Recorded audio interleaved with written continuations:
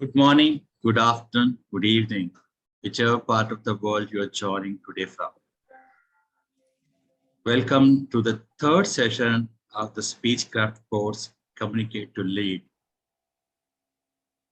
We have one of the great personalities of District 101, DTM Dennis Dawson. He's a 2 times Distinguished Toastmaster, past District Governor. For people who don't understand, it's a District Director, which was known as District Governor earlier.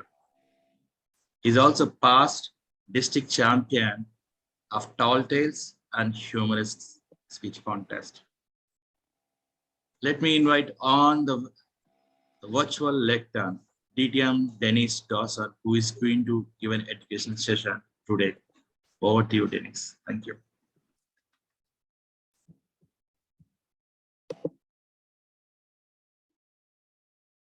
There we are. Let's see if I can get the window back so I can see your faces. And if you are comfortable turning on your video, please do so that I can look at you and know when you're confused or bored and adjust my presentation accordingly. I'm going to do 2 little talks, one on visual aids and one on gestures and body language. Now, we know that there are no experts in Toastmasters. And there are no teachers. What we have are peers who share their opinions about things, and that's what I'll be doing tonight, telling you some stuff that I've picked up over the years, things that work for me. They may not work for you, but if you can steal some good ideas from me and from the other people that you're seeing in this course, you'll be able to put that all together, and that's what becomes your personal style. So before I begin, I always like to ask the question, is there anything in particular someone is looking for this evening? And feel free to unmute yourself. Let me know if there's something you'd like to know about visual aids in particular, or about gestures and body language.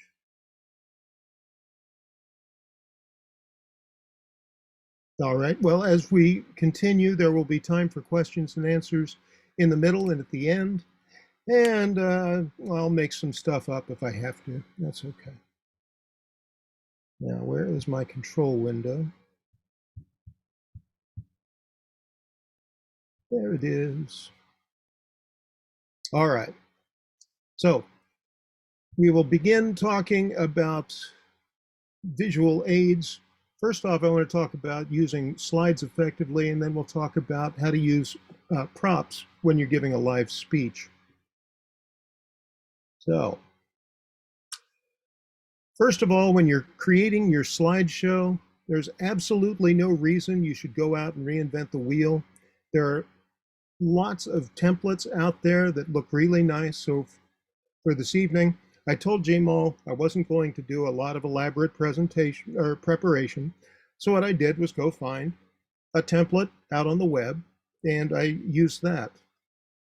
If you are a designer and you have a great eye for creating your own slide deck, fantastic.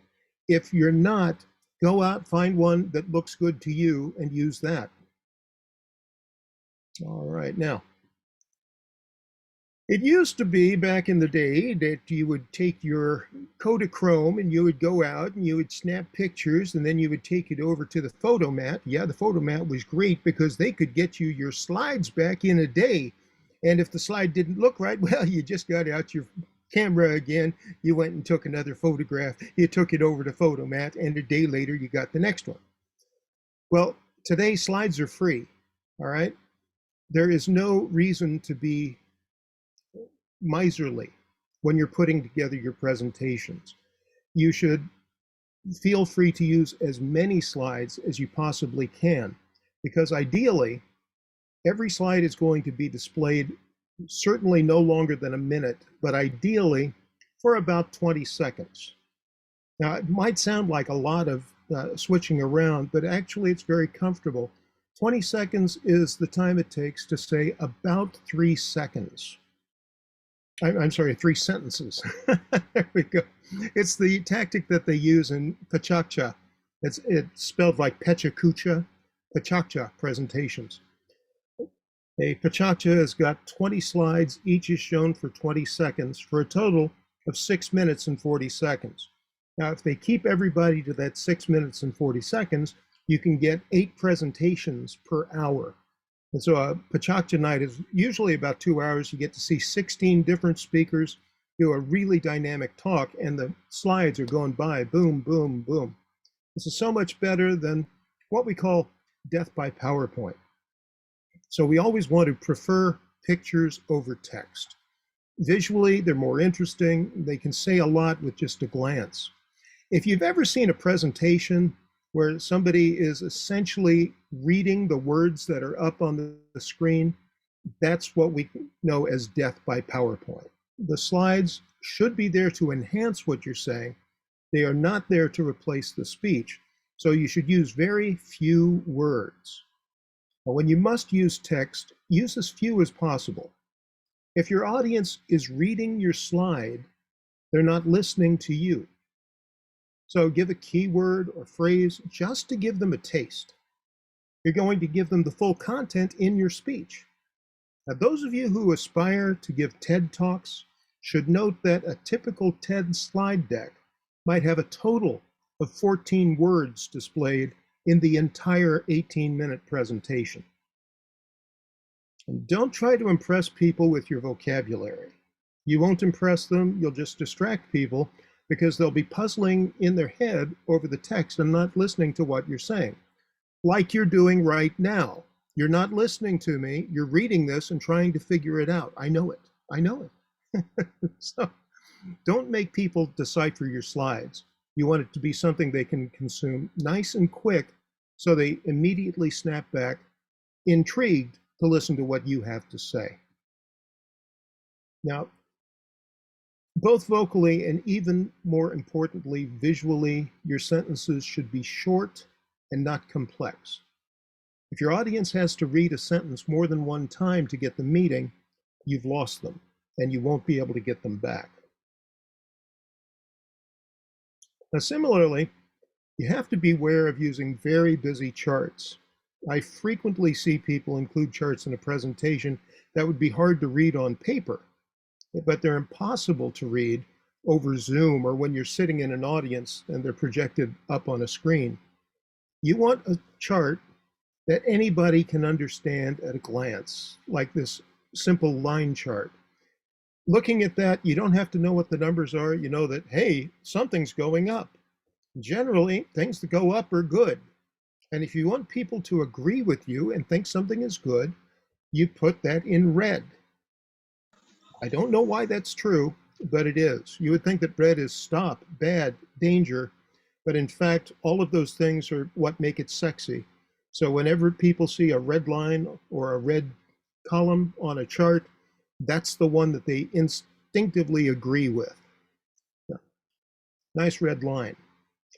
And you want them to be able to look at it, grok it, and then they're going to snap back and listen to what you're saying.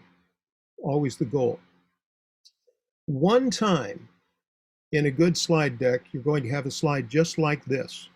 And it says, if you don't take anything else away from this presentation today, this is the one thing you must know.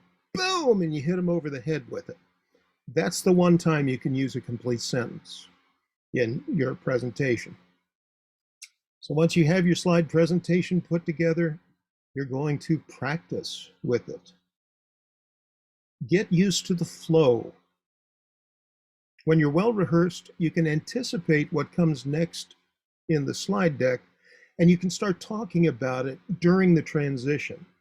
If you've ever seen somebody give a presentation and they go, oh yeah, that slide, you know they haven't rehearsed enough. And we've all seen that. Wendy's nodding, I see. Okay. Now, one thing that you have to keep in mind today is that we're not really restricted just to putting up PowerPoint presentations over Zoom. We've got the Zoom background and we've got OBS. And so this is a presentation that I put together a couple of years ago when I was trying to start a Toastmasters club up at Autodesk. So I'll give you a taste of this.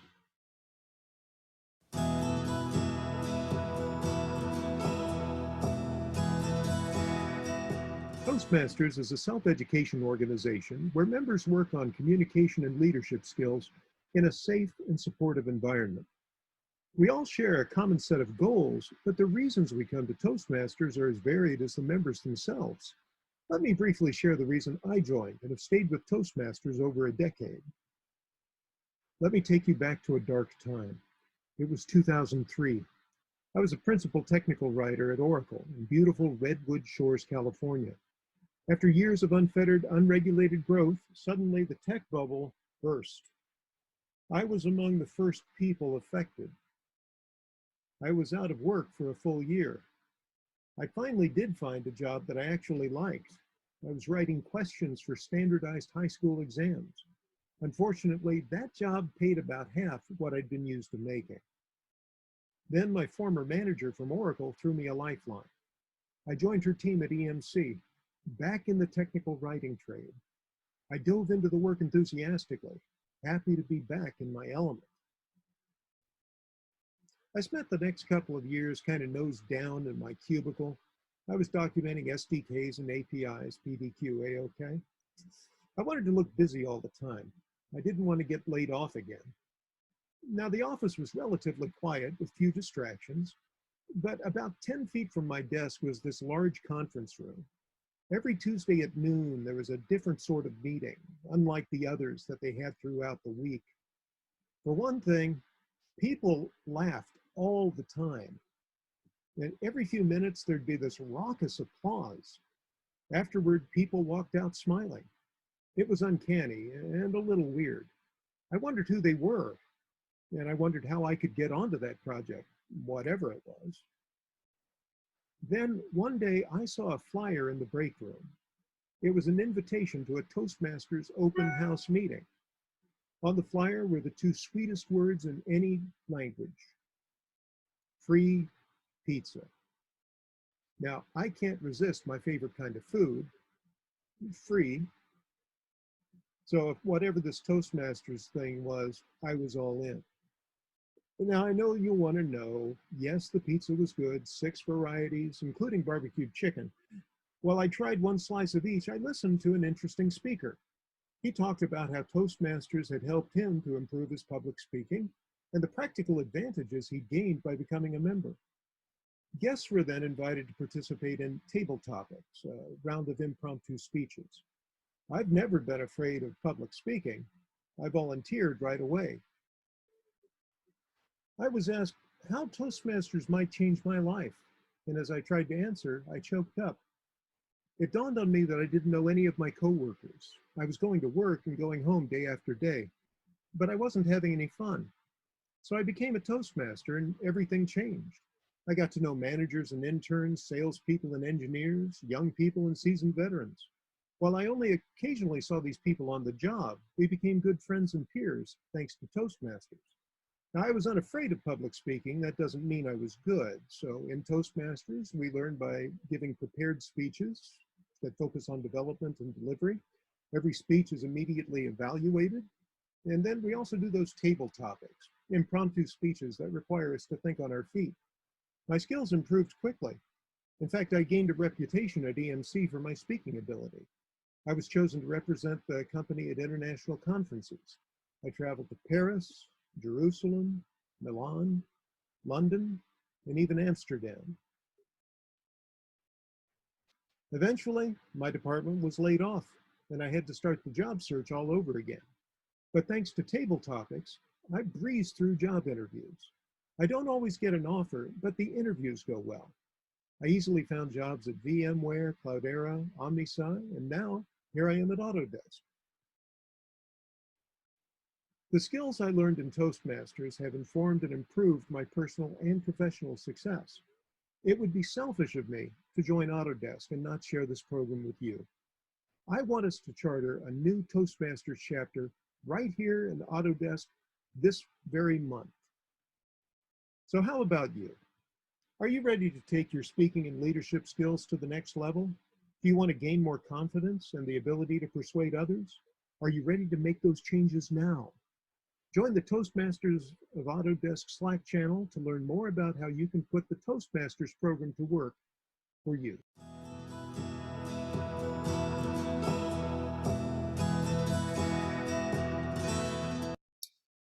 Now, that was a very simple video to put together. It was a video. All I did was use it as my background for Zoom and record the Zoom call.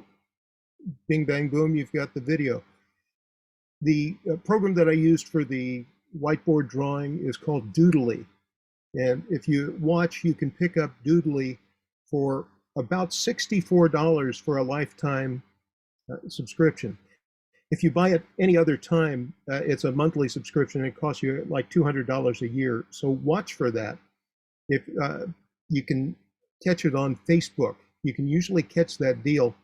And you can either do your own drawings the way I did, or they've got a whole bunch of clip art that you can drag in to use. And that's just one of the ways that we can take advantage of the Zoom window when we're doing our visual aids.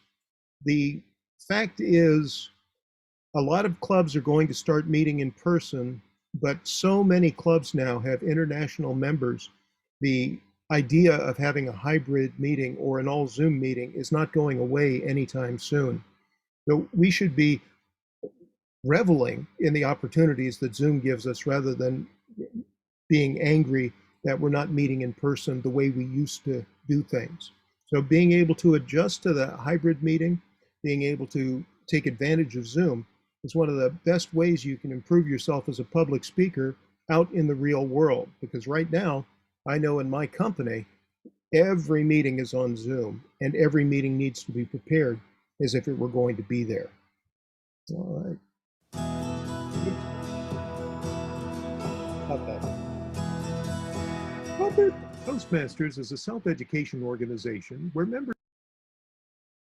All right. I don't know why it did that, but it did it. So any questions about slides or slide preparation before I keep going? Ideas? Jaymol. Yeah, Dennis, I had a question. I mean, this is really good what you're sharing. You mentioned about having slides in the presentation. I was wondering how many slides is like too much, and how many is, considered like a good amount? Err on the side of what you might consider to be too many. I would suggest 3 slides per minute. So that's 1 every 20 seconds. Again, that's 3 sentences per slide, 9 sentences per minute. You know that a 5-minute speech is just 1 page of text. So one of the nice things about breaking it down this way, it takes the whole task of writing a speech, breaks it up into these really digestible little pieces. And what I often do is start with 20 slides and do my outline in the speaker notes down below.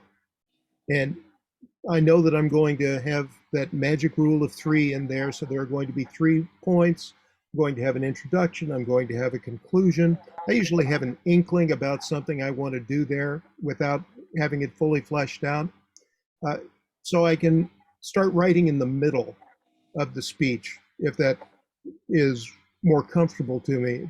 One of the things that is difficult, I think, when you're trying to write a speech is you want to sit down and you want to start at the beginning, and it's call me Ishmael, and you don't know where you're going.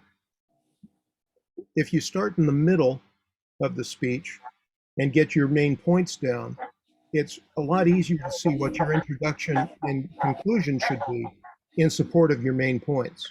So that's one of the tricks I use to get me out of any sort of writer's block, is to write the middle first. Thank you.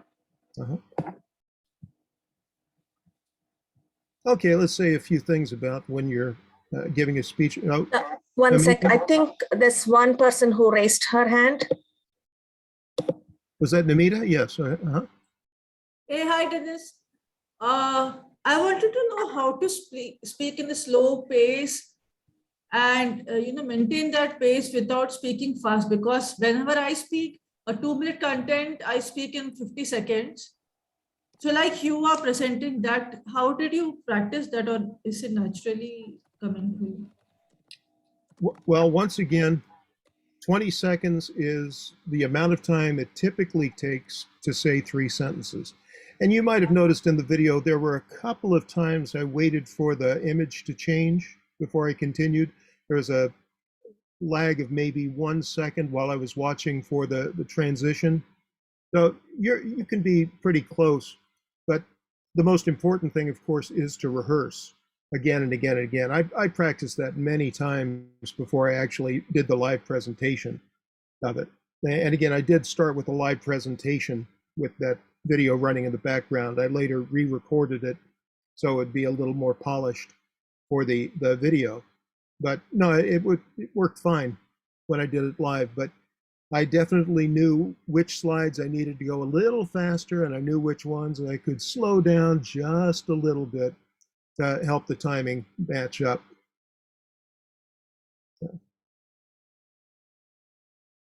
All right, now we are going to, oh, there's Kalpana.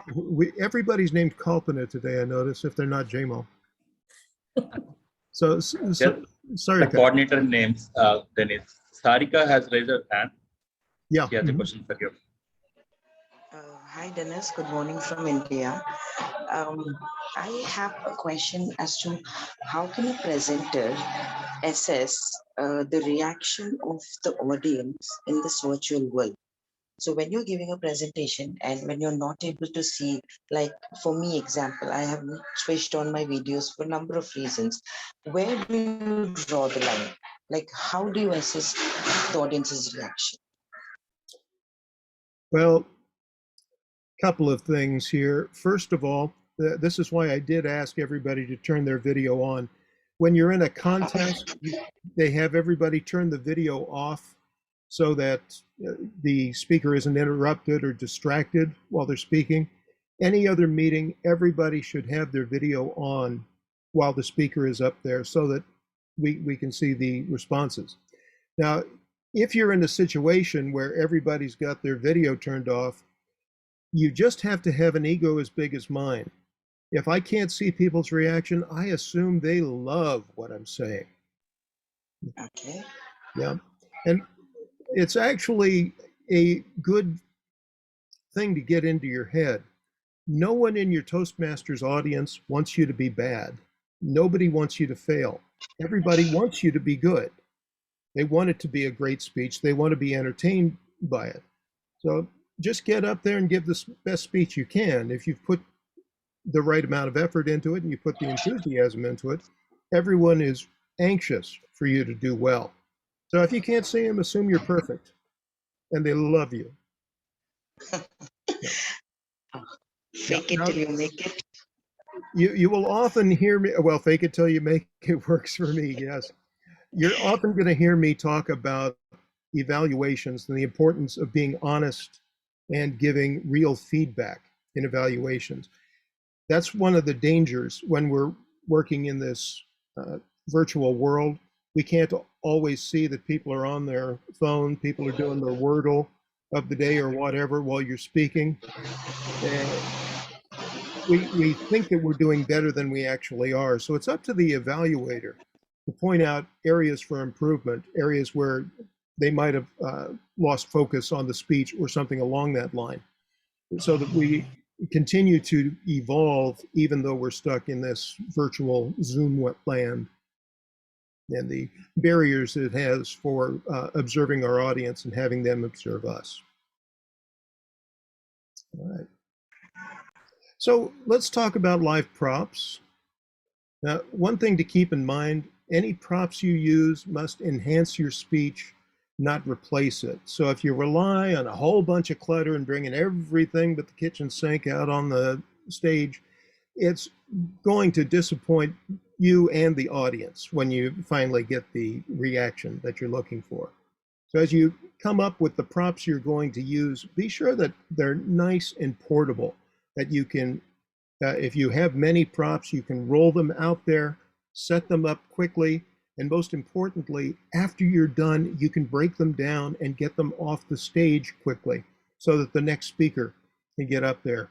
A lot of people are very, very concerned about getting their props up and they're not nearly concerned enough about getting off the stage. And it reflects very poorly on you as a presenter if you can't just sort of pack up and go. I love to use props.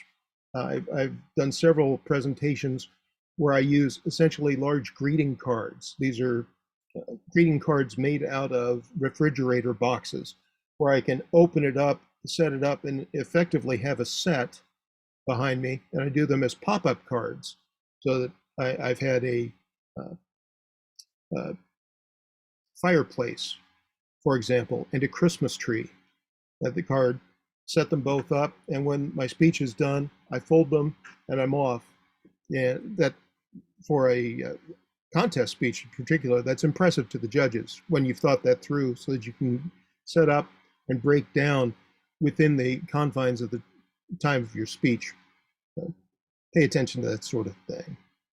Now, a great tool is a flip chart, and this is one I like to talk about because it has a great balance between light enough to be portable, but heavy enough to be stable.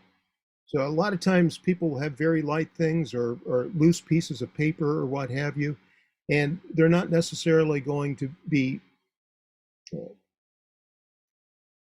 well, effectively stay in one place for one thing. And the other is very often they might flutter in the breeze or what have you, and that makes them difficult to read. So something that you can clamp at the top and the bottom is great. If there are particular things that you want to write on your flip chart and you know you're going to do this as part of the presentation, you can go in with pencil and draw them in very lightly ahead of time. And that way, when you go in with the dark marker, you just have to trace over it. And you look like you have beautiful penmanship, even if it's terrible like mine. All the same rules apply to the props that you use that we talked about in the slides. So if you're going to have a chart, if you're going to have a sign that you put up there, it should be easy to read. The contrast on the graphic should make it easy to read. If you've got a chart, it should be a simple red line chart. It shouldn't be anything terribly complex. This applies even more so, I think, when you're using live props as opposed to the ones that you would use online. Now, there are 7 stages in my mind. Actually, I stole this, I should say. Just like everything else, this was an idea I heard from Toastmaster about 15 years ago when he was explaining about his rehearsal process. Now, the first rehearsal that we all do is lying in bed in the morning and we mumble through our speech. I think we all practice in that way, but a better sort of practice is to whisper it in the shower. Maybe you're not going to give it full voice, but you can at least say it aloud in the shower so that nobody else is listening. But when you get past that, you want to practice with your props, and you want to do it in front of a mirror or on Zoom. Anybody, you don't have to have a Zoom paid account. You can go in, start a private meeting, and record it. So you can record exactly how your Zoom presentation is going to look, play it back, and see how well you delivered it. The next level up is to have a dress rehearsal, do it in front of your friends with your props, ideally in the venue. So if you can get into your Toastmasters room early and have your mentor come and watch your speech, that's a great way to practice. But the key word here is dress rehearsal. You want to wear the clothes that you're going to wear the day of your important presentation. Anybody know why it would be important to wear the same clothes? So that you feel ready, or you feel confident, or I could say just to make sure that the clothes fit you. Well, those are all good reasons, but this is one that's comfortable. This is one that's extremely particular to your props and your visual aids. You're basically setting the stage for the day. Setting the stage. How many of you have been to a contest where someone clipped their microphone onto their blouse and it fell off while they were giving their speech? Yeah. Well, that never happened when they were rehearsing and they were wearing their wool coat. But when they got up in their filigree and they looked so beautiful standing there on stage, they tried to clip the mic and it didn't work. Another thing that can happen is if you're wearing a blazer and you're walking by your easel, you can snag a corner of the flip chart on your coat and knock it off of the easel.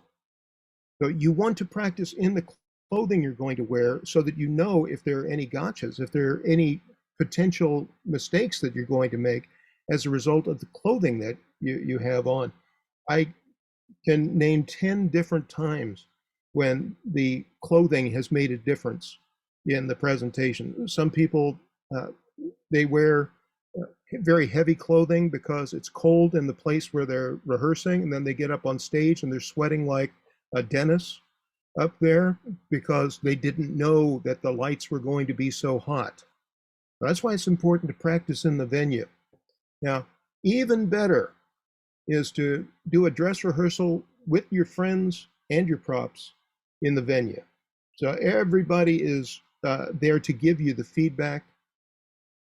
Practice with an actual audience out there, and even better, practice with an audience on video. So you're going to take a video of yourself, but a lot of people forget that it's a good idea to see how the people are reacting to your speech. And you can't always see that while you're delivering the speech. You can have a camera in the back of the room that's catching you and all of the audience. You can also have a camera in the front of the room facing the audience and seeing how they react to different parts of your speech. Now, obviously, this isn't something you're going to do for your 5-minute speech that you're going to do this week at Toastmasters, though you could, and that would be a great way to prepare. But even better than that is if you're going to be giving a major presentation for your company at a conference, you should be doing everything you can to prepare yourself, but also to see how the audience is reacting to the speech that you're giving, to give you all of the information you can possibly gather to do the best presentation you possibly can. Always remember, we are not here to learn how to speak to 10 people at the back of a Denny's restaurant. We're here to prepare to give TED Talks. We're here to prepare to give a speech at a major industry conference. So you should be preparing yourself week after week so that when it comes time and you get the opportunity to take one of these speaking roles, you're already prepared. If you wait until it's offered to start working on your big stage chops, it's too late. That's all I'll say. So any Q&A about the props or the slides? I had a question. Uh-huh. You hit a good point. All of us want to do really good in our work environment. Like, we want to make sure we do our presentations well. And you also mentioned about the industry conference as well as TED Talk. What is coming to my mind is in Toastmasters, we give personal speeches. So I was wondering, does the content of the speech, does that matter? Or is it the confidence that comes by giving, even if it's your life experience, that's what counts. So I was wondering, how can I do best at work giving speeches here, given that the audience are different?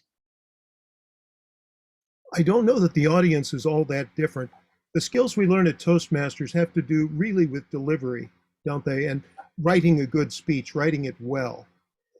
When we get into the professional conference, we bring those same skills, but the reason that we're asked to speak at the conference is because we have an understanding of some topic that is going to be of general interest to everyone in the room. So it's really getting those speaking skills in Toastmasters, taking our domain knowledge and putting the two together that is going to give us the best bang for our buck.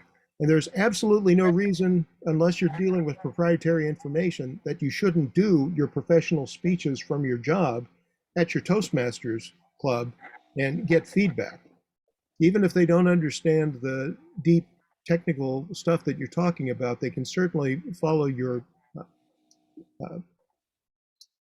speech and give you good tips on your delivery. The other piece of that, though, is, as Einstein said, anybody who really understands their topic can explain it to a 5-year-old. And we should be using those simple, short, direct sentences, even when we're talking to very sophisticated audience members, because it makes it flow into their head more easily. I want to say a few things about body language and gestures. So I'll stand up here. Back off a little bit. You can still hear me okay, can't you? Okay, good. Let me tell you everything you need to know about doing gestures. I can do it very quickly. First of all, I want you to use your holsters. Your holsters are here. This is where your hands go when you're not gesturing. Don't put them flat to the sides. Have them up here, relax. Relax your hands. And put them right up here where they're ready to go. Then when it's time for you to give a gesture, your hand comes up and down it goes. Another gesture, down it goes. You can use both of your hands. Supplicating to heaven, you can push people away and then drop your hands. So keep them down here and relaxed when they're not in use, and then bring them up into the power area, which is between your belly and your head. Bring them up and put them away. Use one hand or the other. Use both for extra emphasis, but be careful. You'll see a lot of people, Donald Trump does this all the time. He only uses both hands at the same time. He looks like a marionette when he's speaking. So you want to drop one hand or the other.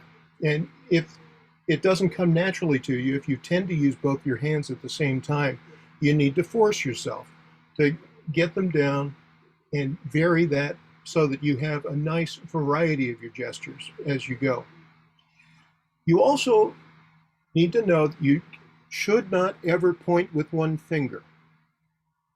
In most cultures, that's considered to be rude. So if you're going to point at someone in the audience, just use your full hand. This is the way they do it at Disneyland, to be certain that no one is offended. And over here is the Matterhorn, here is Sleeping Beauty's castle. There we go. Now that's all you need to know about gestures right there, because you should not be scripting your gestures. Don't write down, I'm going to raise my fist here, and now I'm going to stomp, because if you do that sort of thing, you're going to end up coming off very contrived. This is something that happens with Toastmasters. We have a tendency to look very staged, and it doesn't play well outside of Toastmasters. So allow your gestures to become organic. Practice giving your speech and just use your hands naturally.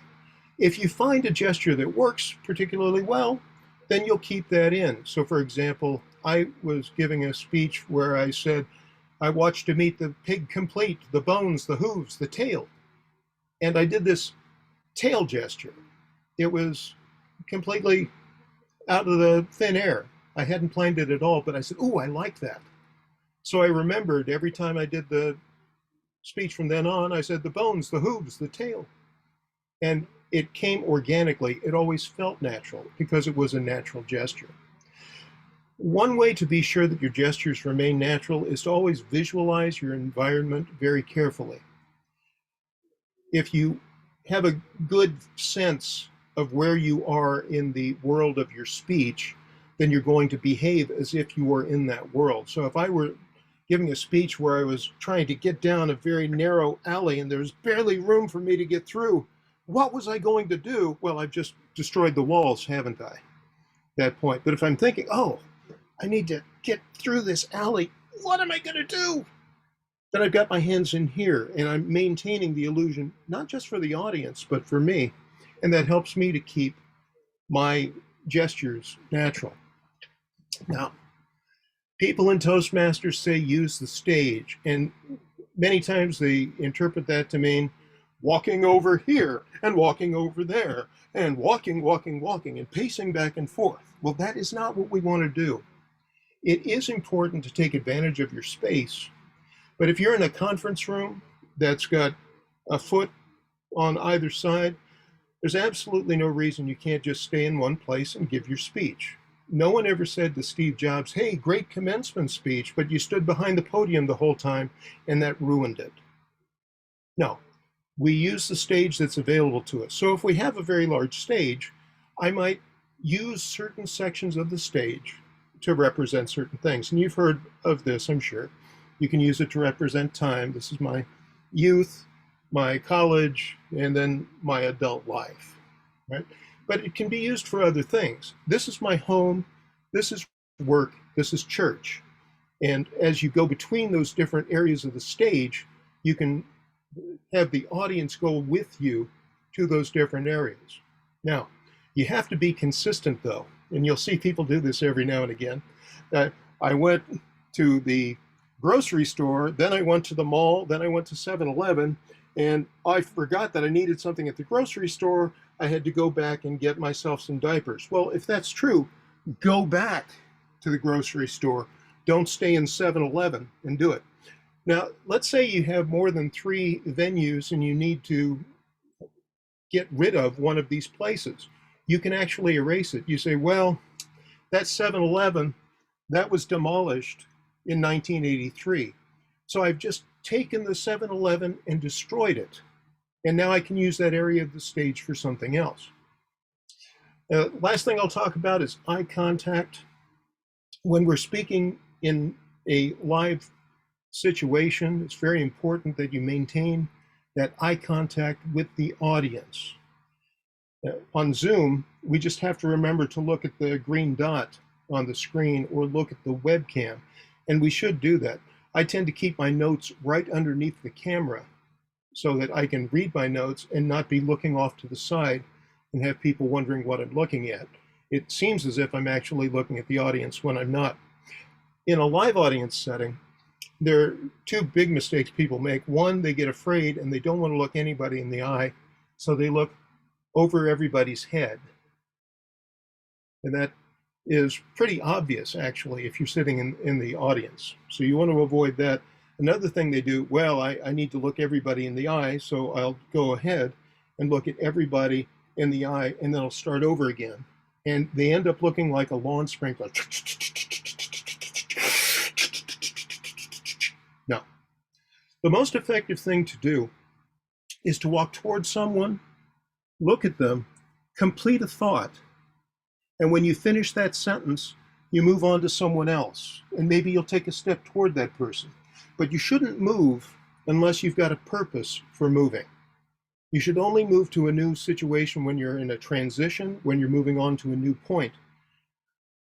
As you look at people in the eye, you want to keep them for about a sentence, for about a thought, but don't keep staring at the same people again and again, and don't keep talking to them for more than a sentence.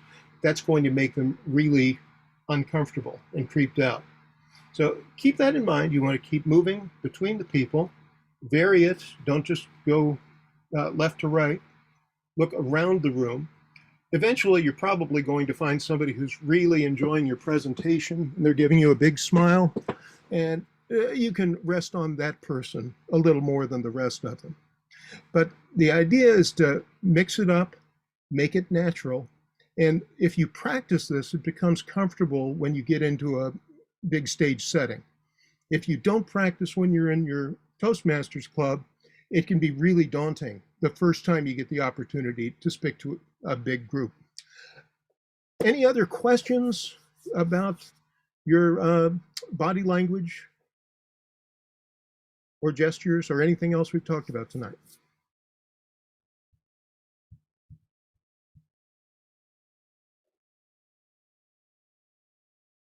No. Okay. Well, let me turn it back over to our Toastmaster of the evening. Thanks so much for having me tonight, and I will see you at some time in the future, I'm sure.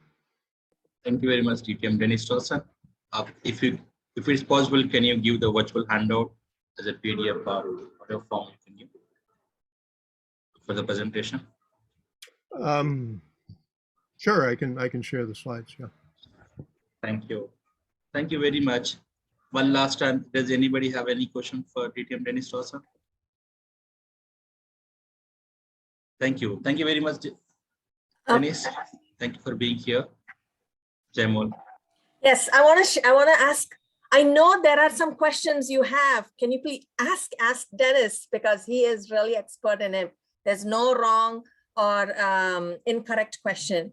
So feel free to ask question. We are here to learn.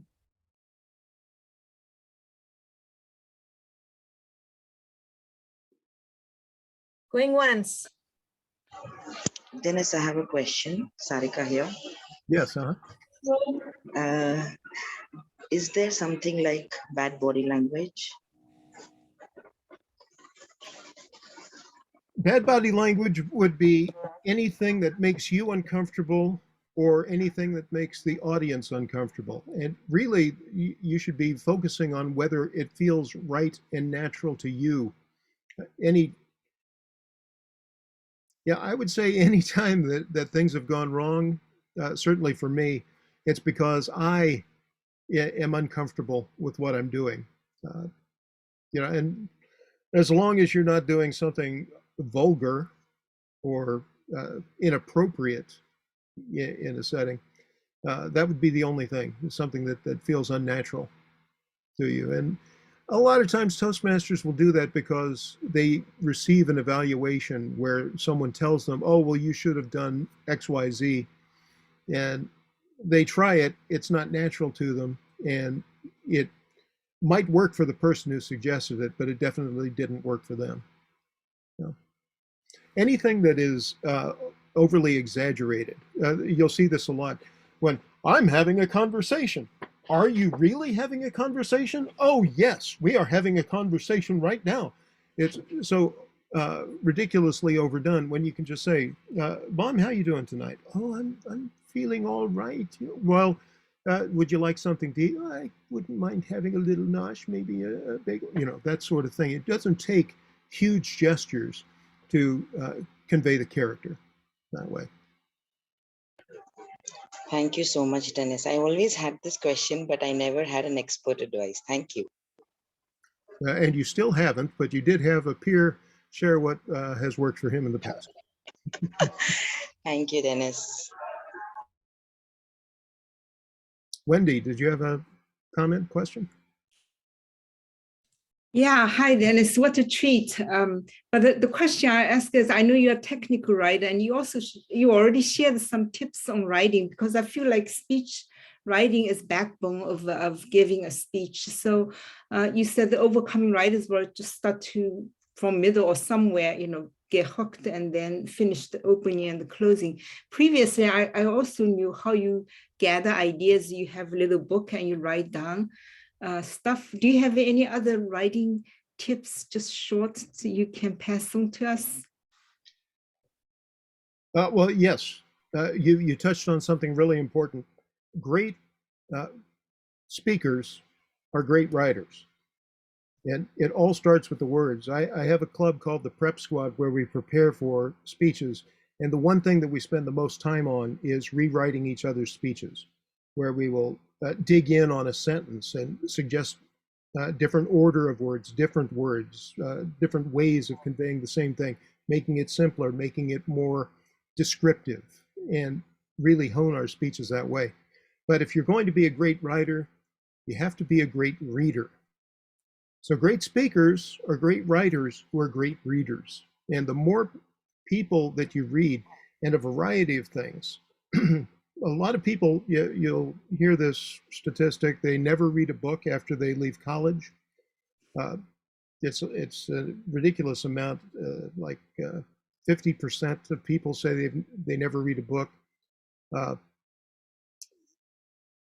You should not just be reading, but be sure that you're reading a variety of things, reading novels, nonfiction, reading things in your areas of expertise, read about things you know nothing about. The more well-read you are, the more the metaphors you have that you can draw on. So if you saw a special about dinosaurs last week, and you learned something interesting about the meteor that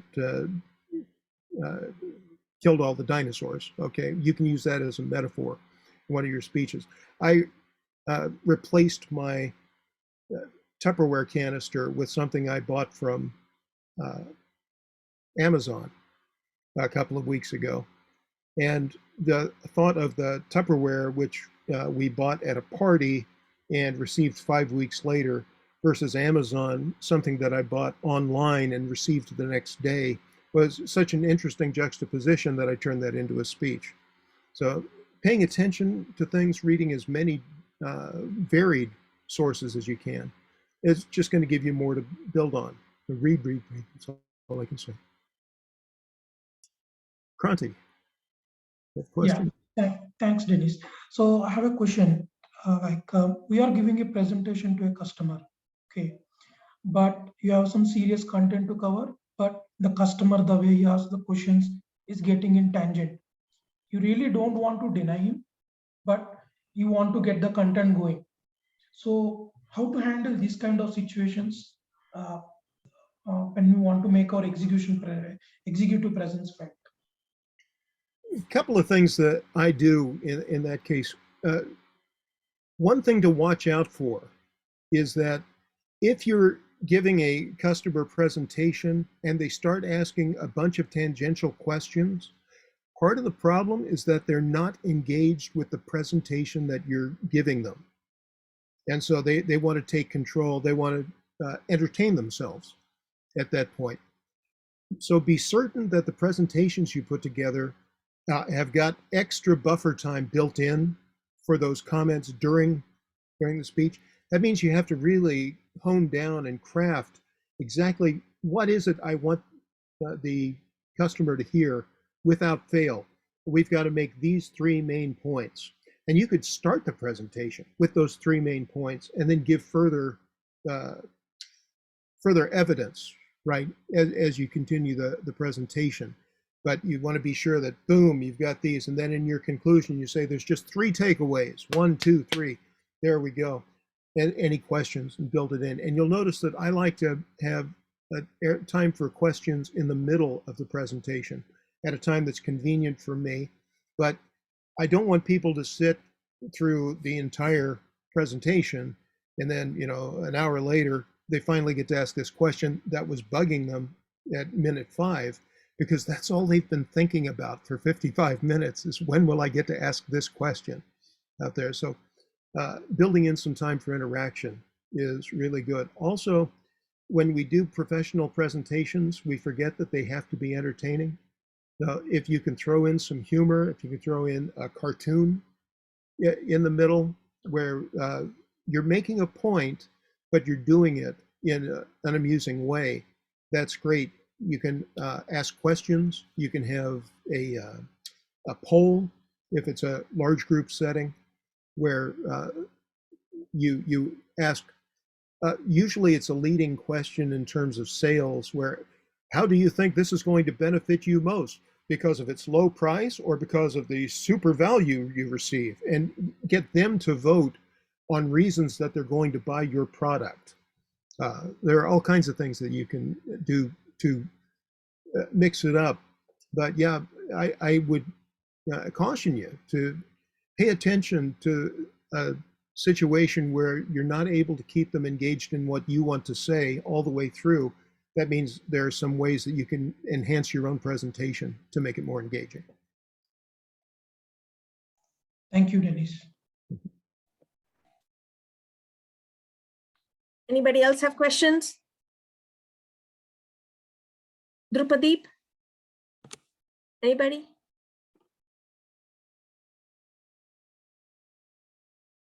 Going twice?